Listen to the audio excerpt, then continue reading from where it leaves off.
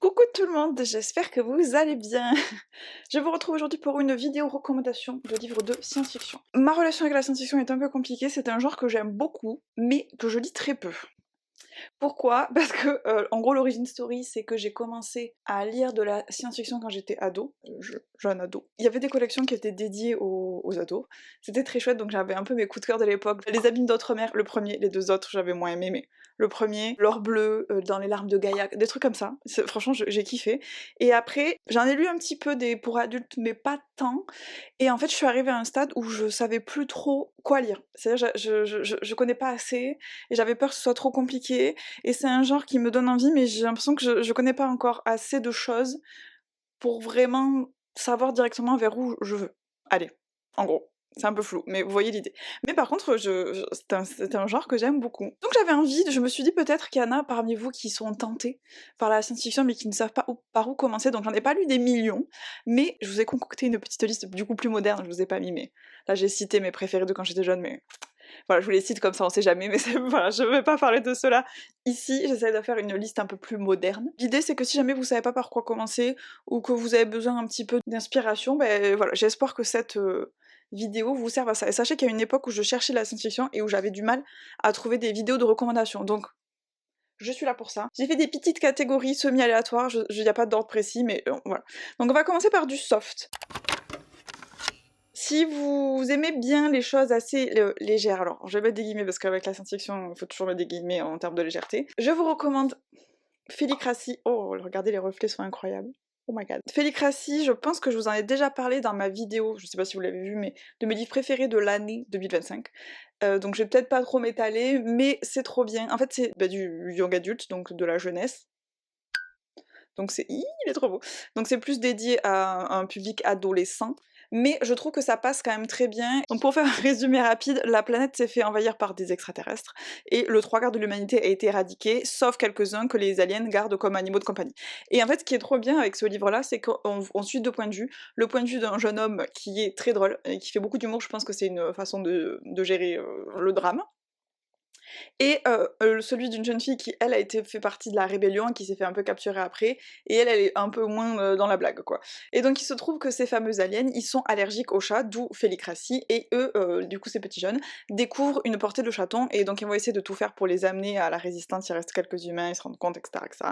Donc c'est toute une aventure, et sous le côté un peu léger de la chose, l'humour, tout ça, machin, il y a quand même des sujets assez intéressants qui sont abordés, et j'ai trouvé ça incroyable. Donc voilà, donc je vous invite à aller le lire, si jamais vous avez envie d'attaquer la SF et que vous savez pas par quoi commencer, c'est un très bon moyen de commencer. J'adore ce livre. D'ailleurs, si jamais j'avais lu moi personnellement parce que ce genre de livre coûte assez cher quand même. J'essaie de faire un peu attention à mes achats, un peu, voilà. Si jamais il y a des fois sur Amazon, il y a les premiers chapitres. Donc je lis les premiers chapitres, et puis si j'aime bien, après je vais les acheter en magasin, à la Fnac notamment. Et j'ai tellement aimé que du coup j'ai acheté celui-là. Alors celui-là je vous le montre parce que voilà, je viens de l'acheter il y a pas longtemps. Je l'ai pas encore lu. Ça se passe dans le même monde mais plus tard. Voilà, je ne sais pas trop de quoi ça va parler, mais j'avais envie de voir plus de ça, donc c'est ce que j'ai fait. Donc c'était la première recommandation. Dans un autre genre, et je n'ai pas pris le troisième tome, mais il est sous mes yeux, je vous recommande une autre trilogie Young Adult, les dossiers illuminés. Je sais pas si on dit illuminé ou illuminae. Les gens ont tendance à dire illuminae, mais pour moi c'est du latin illuminé. Pour moi ça AE ça fait E, comme dans mon prénom Laetitia. Voilà, donc j'ai tendance à prononcer ça E par défaut, mais j'en sais rien. Donc ça, c'est trop bien. Alors c'est trop bien parce que déjà c'est présenté... Alors il faut que je vous montre.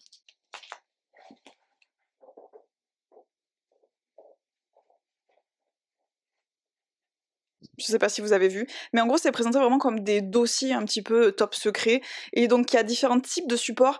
Il y a des interviews avec les personnages du livre, je vais y arriver. Il y a des gens qui regardent des vidéos de surveillance et qui commentent, voilà, et qui expliquent ce qu'ils voient. Des fois il y a des plans.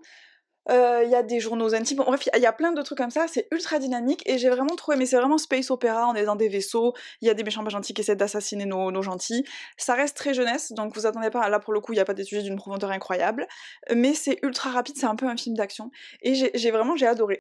Donc il y en a trois, donc le deuxième c'est Gemina, et le troisième c'est Obsidio.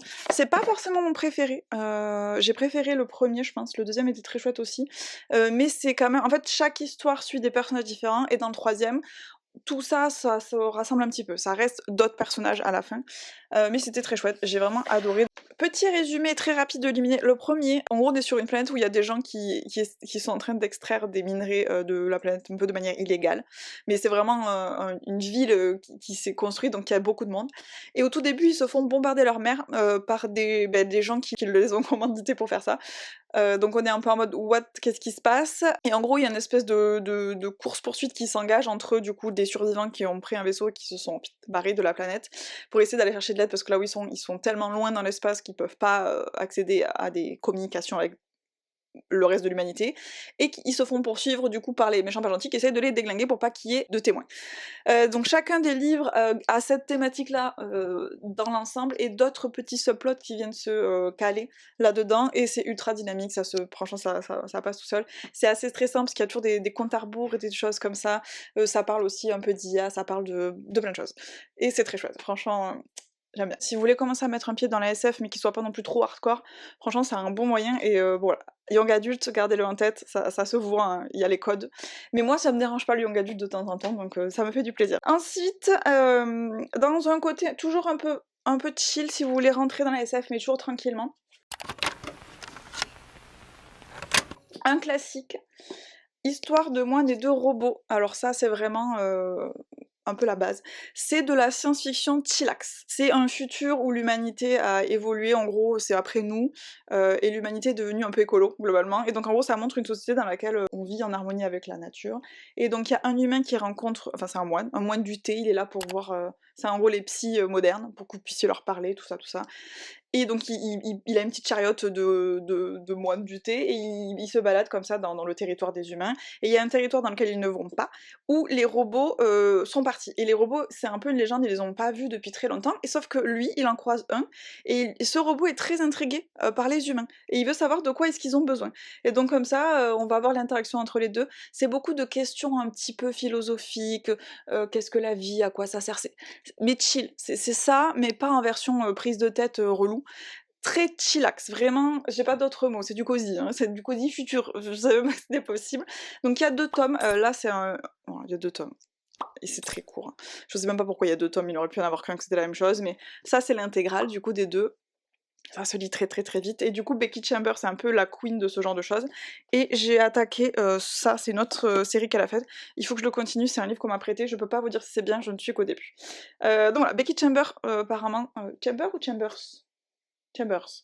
Un peu une valeur sûre du game. Donc chillax, là on est toujours chillax, dans un autre genre chill mais un peu moins. The Humans de Matt Haig. Alors, je pense qu'en français ça doit être les humains ou un truc comme ça. Là, c'est plus, ça se questionne plus sur le qu'est-ce que c'est d'être un humain. Je l'ai lu 2 fois. En fait, il y a des aliens qui décident que l'humanité n'est pas prête pour faire certaines découvertes scientifiques, et il y a un scientifique qui est sur le point de faire une découverte qui va faire que l'humanité va progresser en termes de technologie, mais ces aliens-là estiment que non, vraiment pas prêt du tout. Et donc ils mettent un alien à la place de ce prof de sciences. Et du coup, il est là, donc il sait pas ce que c'est d'être un humain, donc ça, au début, ça donne des choses assez cocasses. En fait, il est là pour savoir s'il y a des gens à tuer qui auraient... est-ce que les gens sont au courant qu'il allait faire cette découverte ou pas. Et en fait, c'est pas vraiment un truc d'action, tout ça, c'est plus, ok, c'est quoi d'être un humain, c'est quoi de créer des liens avec les gens et tout.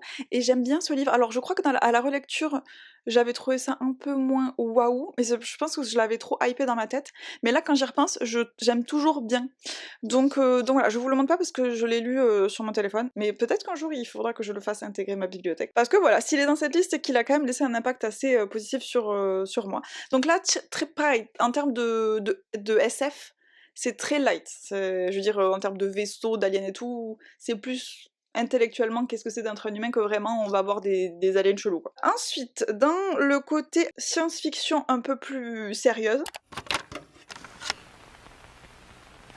je vous recommande Alien Earth de Megan Langdon, c'est comme ça que ça se dit? Lindon. Megan Lindon. C'est Robin Hobb, la meuf qui a écrit L'Ascenseur Royal, c'est la même meuf. Et celui-là, je l'ai écouté en audiobook, je recommande l'audiobook, la voix du monsieur qui parle. Je crois que c'est un mec qui fait du doublage depuis un moment, je crois que c'est le mec qui faisait Castle, mais là je vous parle d'un truc, à mon avis, ça parle à personne. Je crois aussi c'est le mec qui faisait la voix en français, évidemment. Dans La Momie, le mec trop badass là, bon bref, je pense que c'est ce mec-là. Et ça va, franchement, ça marche trop trop bien. Intervention de la moi du futur, nouveau micro, vous remarquez? J'interviens pour 2 raisons. La première, pour une raison qui m'échappe, l'audiobook n'existe non mais je suis choquée de vous dire ça, mais l'audiobook, à ce jour, n'existe plus. Genre là, ça fait 5 minutes, je vous dis: «Oui, c'est super génial, la voix trop chouette, nanani nanana». Je maintiens, c'est trop bien, je suis en train de réécouter l'audiobook, j'adore. Il existe plus. Je le trouve pas sur Audible, j'ai voulu checker, heureusement j'ai checké, je le trouve pas sur Spotify, je comprends pas. Je comprends pas, sachant que bon, moi je le possède, mais parce que je l'ai acheté il y a quelques années, donc je le possède parce qu'ils peuvent pas me le voler, je l'ai payé.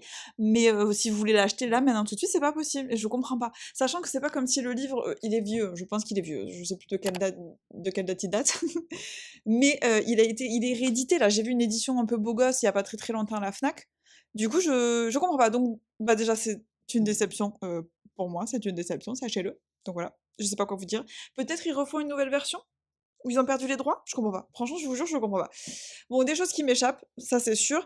Et deuxième chose, je viens vous faire un petit résumé parce que j'en avais fait un dans l'autre version. Il était un peu semi-aléatoire et là j'ai dépassé la moitié. Donc je vais essayer de vous faire un résumé efficace, ça va être compliqué.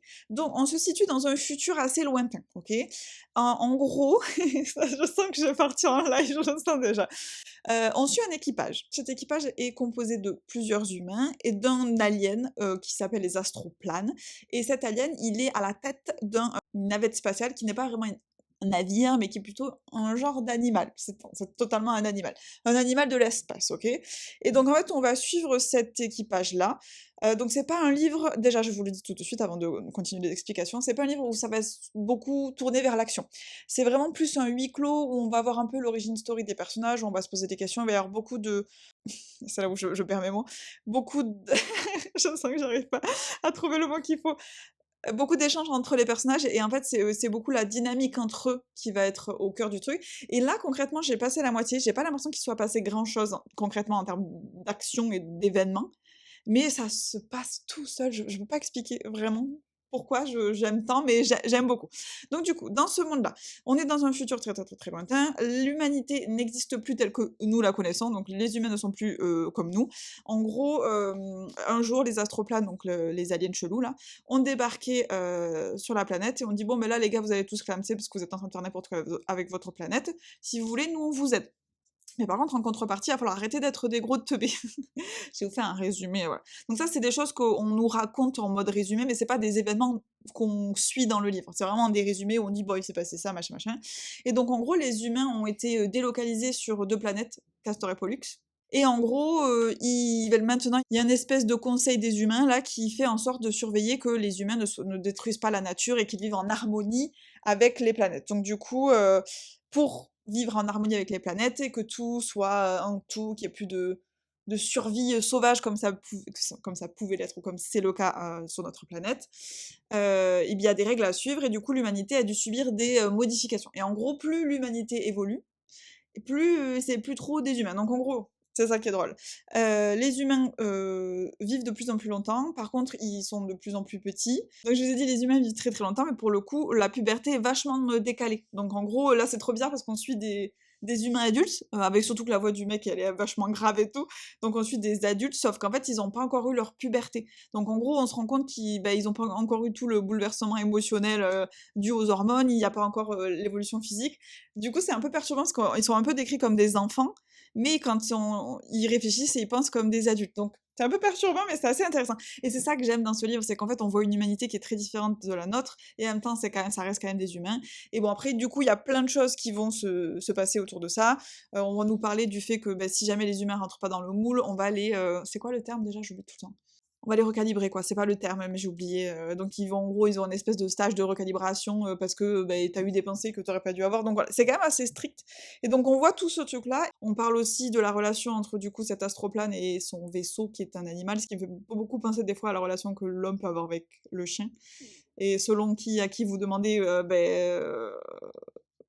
les avis seront pas les mêmes.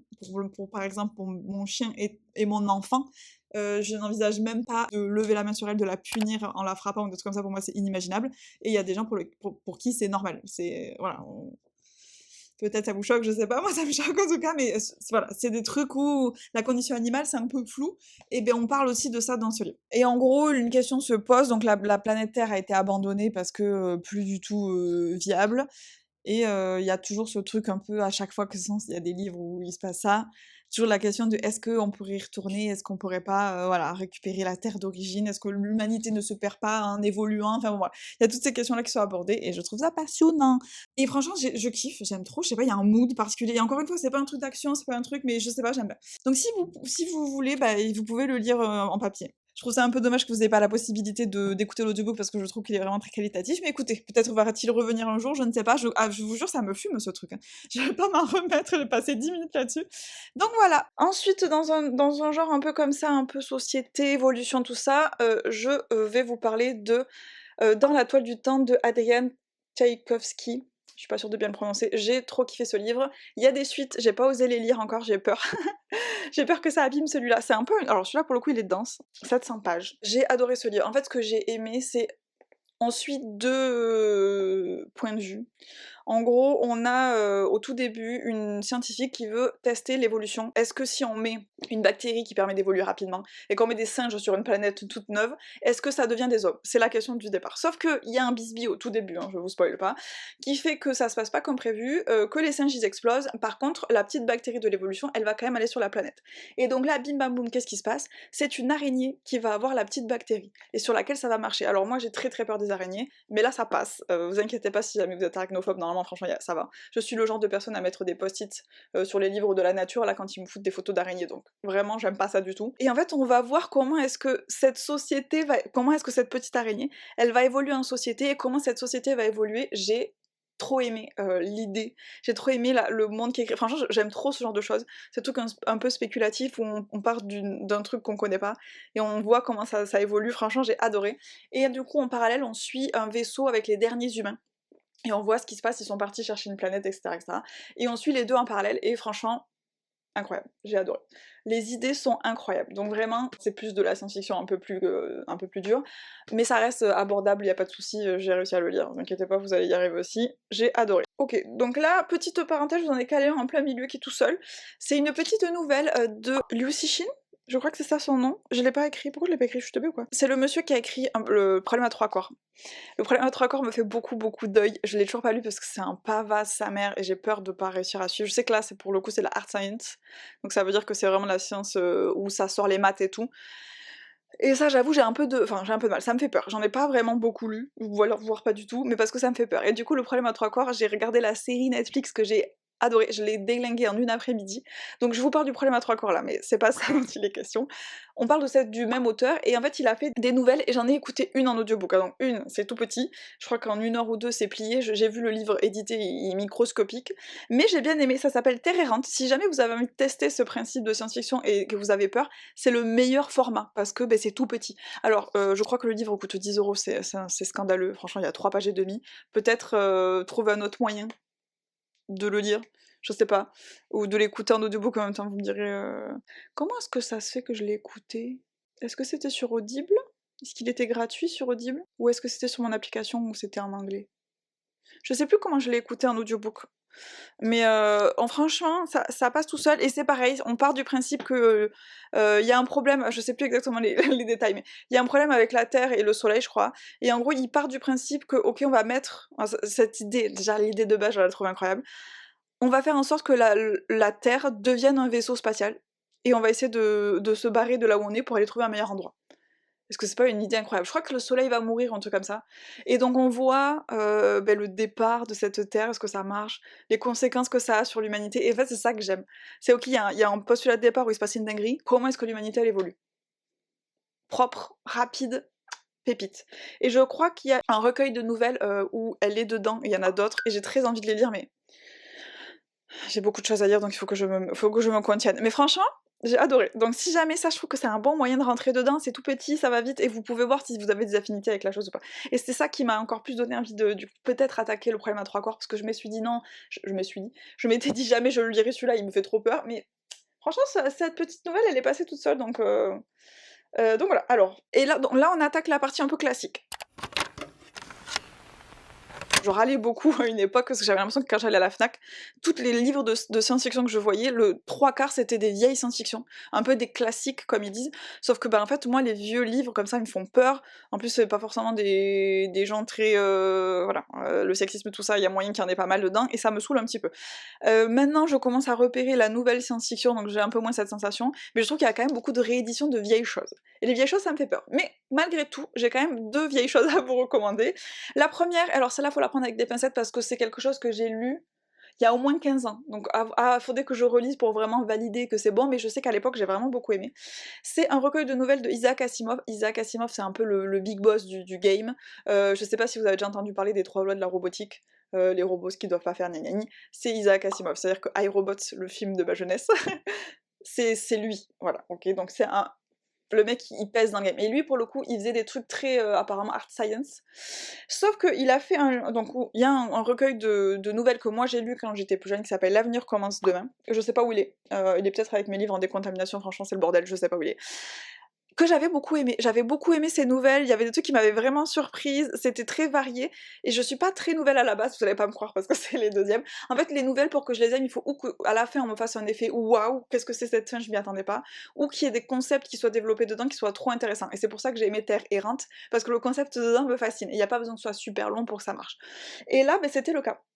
Donc je me souviens pas de tout, mais je me vois en train de le lire, et je me souviens de oh, ça m'a surprise, ou de oh quoi, ça avait bien marché sur moi, donc peut-être essayer de lire des petites nouvelles d'Isaac Asimov. Pareil, l'avantage c'est que ça se lit vite et que même s'il y en a qui vous parlent pas, il y en a peut-être d'autres qui vous parleront, et il y a moyen que... C'est un moyen de mettre le pied dans la science-fiction sans de se taper des livres de 800 pages là avec de la science dans tous les sens, vous voyez un peu l'idée. Donc celui-là, je sais que je l'ai aimé. Voilà. Et mini parenthèse, j'ai oublié de vous préciser, c'est pas très important, mais j'ai lu quelques autres livres, un ou deux, je me souviens plus, livres d'Isaac Asimov, pour le coup c'était plus des romans, et j'avais trouvé ça ok, tiens, j'avais lu, je crois, c'était le truc de la caverne, je sais pas quoi, c'était un robot et un monsieur policier, et il devait faire des enquêtes, mais j'avais trouvé ça sympa sans plus, j'arrivais pas trop à... Il y avait des questionnements qui étaient intéressants, mais j'arrivais pas à vraiment rentrer dans le récit, j'arrivais pas à être ultra méga impliquée. Donc je me souviens que l'impact des nouvelles avait été beaucoup plus intense pour moi que celui-là.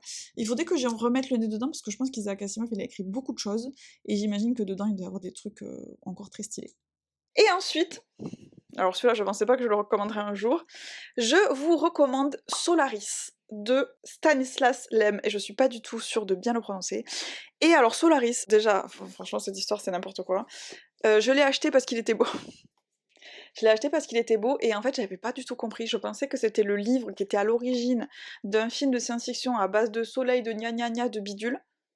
Pas du tout. En fait ça s'appelle Solaris mais ça parle pas de soleil. Alors, ce livre, il faut quand même que je vous mette en garde. Moi, j'avais très peur, je me suis dit, quand je l'ai acheté, après, je me suis dit, mais pourquoi t'as fait ça, meuf, c'est de la vieille science-fiction qui a été écrite dans les années 70, tu vas t'ennuyer, tu vas rien comprendre. Ça commence direct, on arrive sur une planète où il y a des postes humains qui sont là depuis un moment, et on sait que, en fait, sur cette planète, il y a une espèce de... La planète, c'est quasiment que une espèce de giga méga océan. Et notre mec à nous, il arrive, il débarque là, et direct il arrive, et il se passe des trucs chelous. Il arrive, les équipes qui sont... Il y a quelques humains, très peu. L'humanité a quasiment abandonné cette planète parce qu'ils attendent de découvrir des choses, savoir ce que... La grande question, c'est est-ce que la mer, elle est sentiente ou pas? Est-ce qu'elle est capable de réfléchir ou pas? Est-ce qu'elle a la notion d'elle? Enfin, vous voyez ce genre de choses. Et on sait pas en fait, et du coup l'humanité se désintéresse un petit peu de ça, et lui il débarque là-dessus, et en fait il se passe des trucs ultra bizarres, mystérieux. Il y a des concepts, et en fait je vous ai dit, ça marche trop bien, il y a des concepts sur cette planète. On nous raconte un petit peu toutes les vagues qu'il y a eu d'hypothèses, la hype que les humains ont eu dessus, et qu'en fait après c'est passé et tout. Et ça, j'ai trouvé ça fascinant, franchement j'ai trouvé ça trop intéressant. Et on nous raconte, on nous exprime des phénomènes scientifiques qui se passent dans cette mer, des machins que j'ai eu à peine réussi à imaginer, et j'ai surkiffé. Alors par contre, je trouve que la fin elle est un peu déceptive parce qu'en fait on n'a pas vraiment de réponse au mystère, et ça retombe un peu comme un soufflé. Je vous le dis parce que si vous attendez une fin waouh, vous risquez d'être déçus. Mais malgré tout, je pense que ça vaut le coup pour toute la réflexion autour de cette planète, tout ce que ça implique pareil pour l'humanité, tous les concepts, en fait c'est ça que j'ai aimé. Donc en fait c'est pas tant pour l'action et la résolution de ce mystère, qui est un peu au quêtière je trouve, mais pour tout le reste autour, et apparemment ça a suffi pour me plaire. Donc celui-là, bah écoutez, j'ai bien aimé. C'est pas forcément le premier que je vous recommanderais si vous n'avez pas l'habitude de la science-fiction, mais voilà. Et je crois que j'ai fait le tour, incroyable. Je vais juste rajouter un livre. C'est un peu un bonus, mais je trouve que ça va bien dans cette vibes SF, et là pour le coup je l'ai écouté en audiobook en début de l'année, donc il y a vraiment pas très très longtemps. C'est le livre de Thomas Pesquet, que je me suis fait offrir après l'avoir écouté en audiobook. Donc Ma vie sans gravité, alors c'est pas de la science-fiction, mais on parle d'espace, on parle de conquête spatiale, donc je trouve que ça match quand même dans la thématique, et j'ai adoré, franchement j'ai adoré, c'est passé tout seul. En plus, je trouve que du coup, le narrateur, et j'espère que ça va marcher si je le relis en version papier, je trouve que le narrateur fait super bien le taf, et que les moments où il y a un peu des blagues pince sans rire, je trouve que ça marche bien. Et donc il y avait des moments où j'étais un peu en mode en train de ricaner toute seule. Et c'est super intéressant évidemment, et sa vie est passionnante, et les gens sont fous. Et du coup, bah écoutez, si jamais cette vibe-là, l'espace vous intéresse, celui-là, bah c'est un must, franchement. Et je me gratouille le nez, ça m'inquiète. J'espère que c'est pas mes livres. J'espère que j'ai pas des livres contaminés dans le lot. Normalement c'est que des neufs, m'inquiète. Donc voilà, écoutez, j'ai fait le tour, j'espère que ça vous aura donné des envies. En tout cas, sachez que moi, ça m'a donné des envies, et j'ai beaucoup de livres à lire. J'ai des classiques. J'ai la série The Expanse, qui est un peu un classique du genre. J'ai le premier tome qui m'attend. J'ai La Horde du Contrevent qui me terrifie. Tout le monde dit qu'au début on comprend rien, donc je vais pas vous mentir. J'ai Outre Sable, c'est un autre livre du monsieur qui a écrit Silo. J'ai hésité à vous mettre Silo dans la liste, mais c'est plus du post-apo que vraiment de la SF. Bon, j'en ai beaucoup. Du coup, ça pourrait être bien, là, que je rentre dans une phase SF. J'ai l'impression que j'ai toujours plus ou moins envie de lire de la SF quand les beaux jours commencent à arriver. C'est très étrange comme truc. Mais là, il commence à faire beau, visiblement j'ai envie de SF. J'ai envie de voyager, je pense, dans l'espace. Donc voilà, écoutez, j'arrête de blablater. J'espère que ça vous aura donné des envies. En tout cas, moi j'espère que ça me donnait des envies à moi aussi. Et sachez que la SF, ça peut faire un peu peur. Mais en vrai, franchement, c'est trop bien. Il y a des concepts qui sont trop intéressants. Il y a des ambiances trop particulières. Les First Contact with Alien, j'adore. Il y a plein de trucs comme ça, je sais pas. Je trouve que ça travaille l'imaginaire d'une façon un peu différente qu'avec la fantasy, et j'aime trop l'imaginaire que ça crée. D'ailleurs, si jamais, je pense que vous devez connaître, mais si jamais vous aimez la science-fiction, je vous recommande la chaîne YouTube Nexus 6, que j'aime trop aussi, qui parle de films, de livres, de jeux vidéo, de tout ce qui a un rapport avec la science-fiction, et c'est trop bien. Donc voilà, je pense que en vrai, si vous regardez ma vidéo, il y a plus de chances que vous connaissiez la leur que ma chaîne, mais on sait jamais, je le pose là. Sur ce, je vous souhaite une excellente vie, une excellente soirée, une excellente journée, qu'importe. Je vous remercie de m'avoir écouté jusqu'au bout, et je vous dis à bientôt dans une prochaine vidéo. Au revoir.